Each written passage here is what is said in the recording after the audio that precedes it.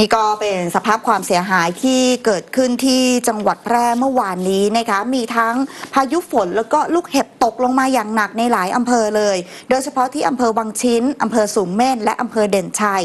ทำให้พื้นที่การเกษตรบ้านเรือนของประชาชนได้รับความเสียหายโดยเฉพาะที่บ้านแม่พุงอำเภอวังชิ้นที่นี่ได้รับความเสียหายมากที่สุดท่านผู้ว่าราชการจังหวัดแพร่นะคะคุณพงษ์รัตน์พิรมรัตน์สั่งการให้นายอำเภอทุกอำเภอ